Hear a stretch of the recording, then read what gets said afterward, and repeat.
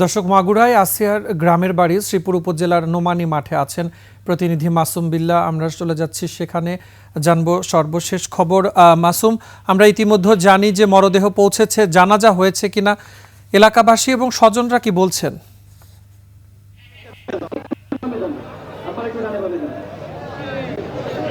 আসিয়ার লাশবাহী অ্যাম্বুলেন্স মাগুরার ঐতিহ্যবাহী নোমানী ময়দানে কিছুক্ষণ আগে পৌঁছেছে। এখানে জানাজার প্রস্তুতি চলছে, কিছুক্ষণের ভিতরই জানাজা শুরু হবে।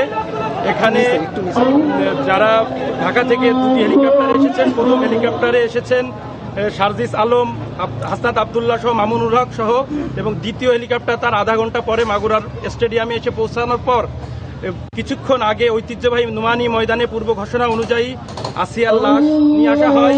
এখানে কেন্দ্রীয় জামে মসজিদের ইমাম এই জানাজার নামাজে ইমামতি করছেন। আমরা দীর্ঘ অপেক্ষার পর আজ প্রায় 9 দিন অতিবাহিত হয়ে যাওয়ার পরে আজকে আসিয়া তার মা সাথে, যেমন তিনি চিকিৎসার জন্য প্রথমে মাগুরা থেকে ফরিদপুর থেকে ঢাকা মেডিকেল কলেজ থেকে সিএমএইচে, এরপরে আজকে বেলা 1টার সময় তার মৃত্যুর সংবাদটা আমরা এখন দেখাচ্ছি। জানাজাটা একটু আমরা দেখানোর চেষ্টা করছি। তার জানাজা সংঘটিত হচ্ছে মাগুরা নোমানী ময়দানে। আপনারা সবাই দেখছেন যে হাজার হাজার জনতা তার এই জানাজার নামাজে শরীক হয়েছেন বিনা ঘোষণায়। যারা আজ দেশব্যাপী যে আসিয়াকে নিয়ে উত্তাল ছিল, তার মৃত্যুর সংবাদে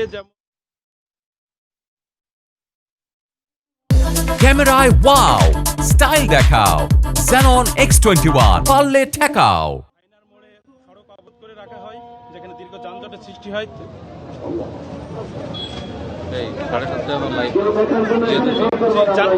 জানাজার নামাজ এইমাত্র শেষ হলো।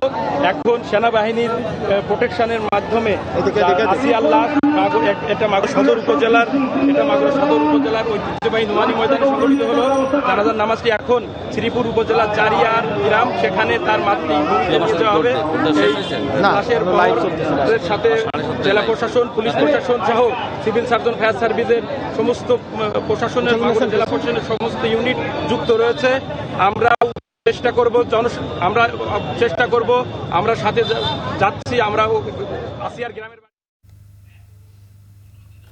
মাসুম, আপনাকে ধন্যবাদ।